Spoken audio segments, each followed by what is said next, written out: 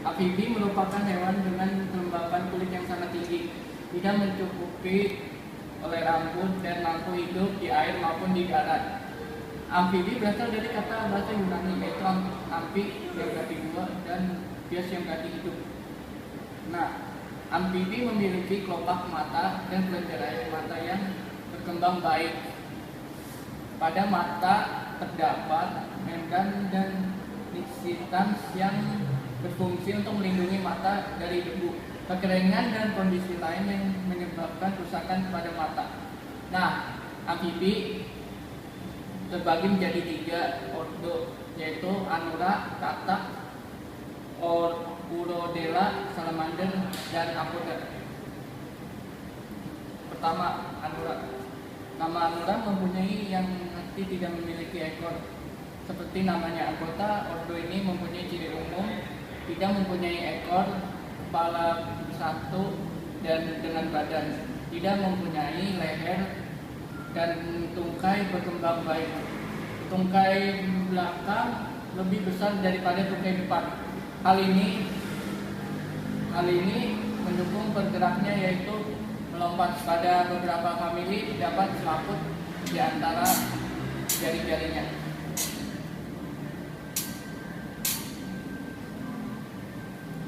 Nah, ini contohnya ini.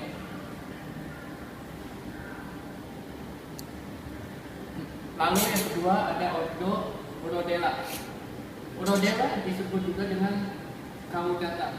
Ordo ini mempunyai ciri bentuk tubuh memanjang, pokoknya ya, ini anggota gerak dan ekor, serta tidak memiliki timpanum. Tubuh juga dapat dibedakan antara kepala, leher, dan badan. Beberapa jenis mempunyai insang yang lainnya bernafas dengan paru-paru. Pada bagian kepala terdapat mata yang kecil dan beberapa jenis mata mengalami reduksi. Fase larva hampir mungkin dengan fase dewasa.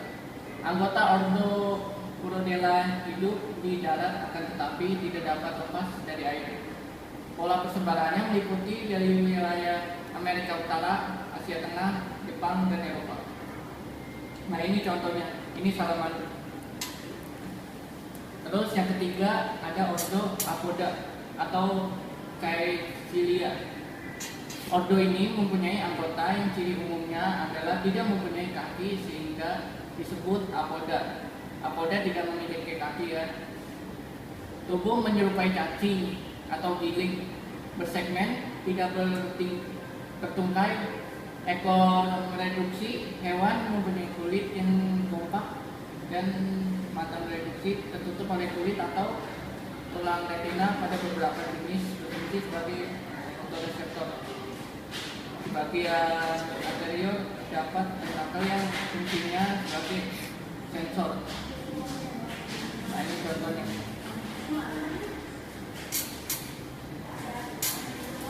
Ciri umum anggota amfibi memiliki anggota gerak yang secara anatomis metatarsius. Ini yang deketin ya. Terus yang kedua memiliki kuku dan cakar. Tetapi beberapa anggota tidak memiliki amfibia yang ujung jarinya mengalami. Kita lanjutkan presentasi tadi. Nah, ini ciri umum anggota amfibia.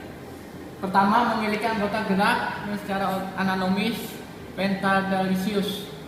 Dan kedua, tidak memiliki kuku dan cakar. Tetapi ada beberapa anggota amfibi yang pada ujung jarinya mengalami penandukan membentuk kuku dan cakar. Contohnya Senonopus sp. Ketiga, memiliki kulit dua kelenjar, yaitu kelenjar mukosa atau kelenjar berbintil.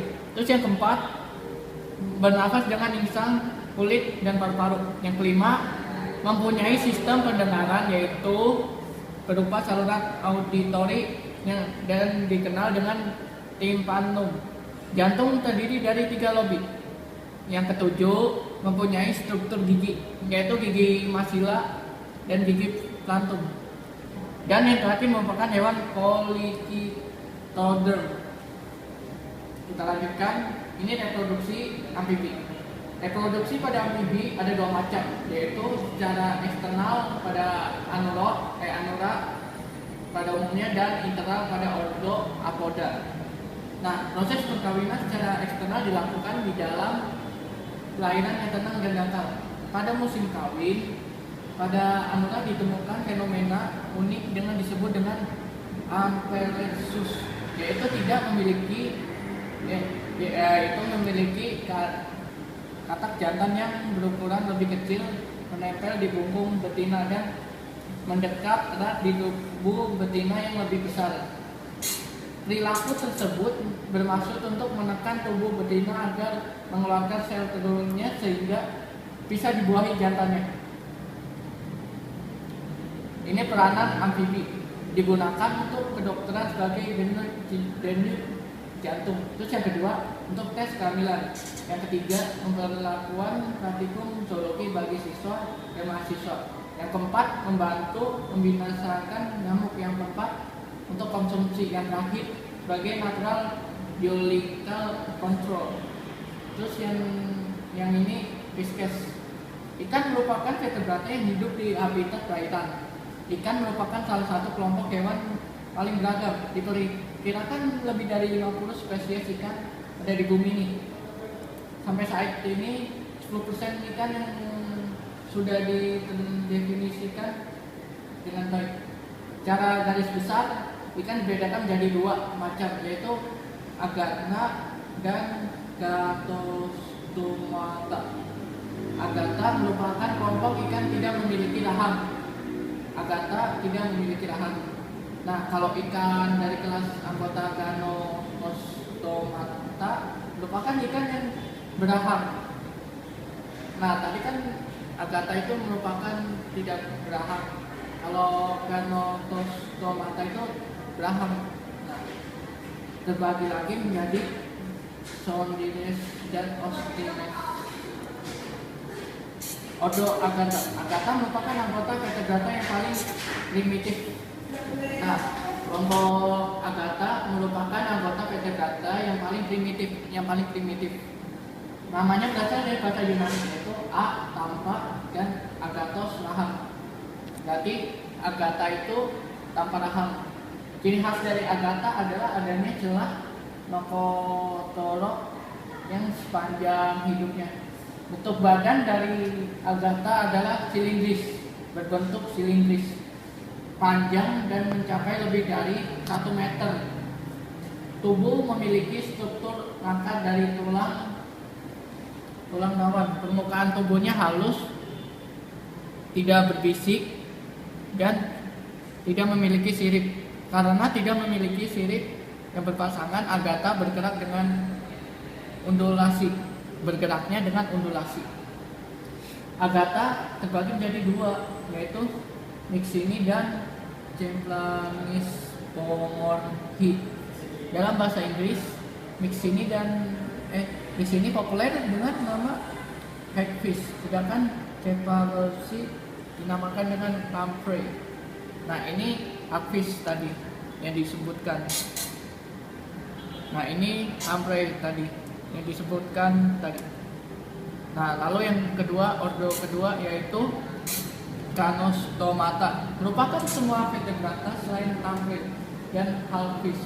Berbeda dengan Agata, anggota superkelas ini memiliki anggota badan yang berpasangan. Nah, kalau tadi kan tidak berpasangan tuh, sekarang berpasangan. Dari kelas Chonidae sampai mamalia ada 2 kelas ikan, yaitu Chondrodistes dan Ostoistes. Selanjutnya Chondrodistes, ikan bertulang rawan, merupakan kelompok ikan sejati. Selain Ostoistes, karakter utama yang menonjol adalah adanya rangka yang terbuat dari tulang rawan yang didukung oleh zat kapur di dalamnya. Ikan ini harus tetap berenang agar tidak tenggelam karena tidak memiliki kantung renang. Nah, ini contohnya. Carpheus itu susah. Terus yang kedua ini. Nah, ini Ostoistes. Kelas ini dinamakan juga dengan kelompok ikan bertulang sejati. Kalau tadi tidak. Kelas Ostoistes merupakan kelas vertebrata terbesar dengan anggota diperkirakan mendekati 3.000 spesies. Ikan ini memiliki tulang keras berbagai penyokong tubuh. Nah, kalau tadi kan sebelumnya itu tulangnya rawan, kalau ini keras ya gitu. Nah, kelas Osteichthyes sebagian besar terdiri dari subkelas Antioperidii, yaitu ikan yang bersirip duri atau yang terkenal dengan Raivenet fish. Nah, ini contohnya nih, yang udah keras tubuhnya. Ini contoh-contohnya yang berduri. Reproduksi. Ikan melakukan reproduksi dengan secara eksternal. Dalam hal ini ikan jantan dan betina akan saling mendekat, lalu satu sama lain, kemudian si betina akan mengeluarkan telur.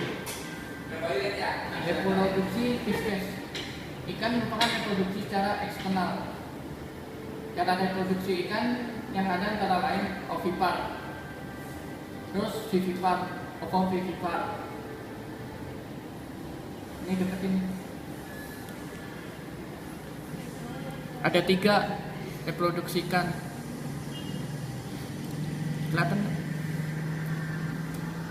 Ciri umum Pisces, hidup di air, bersisik dan berlendir, berenang menggunakan sirip, terus bernafas dengan insang. Yang terakhir, alat pencernaan yang sempurna. Nah, peranannya itu sumber protein hewani dan vitamin A.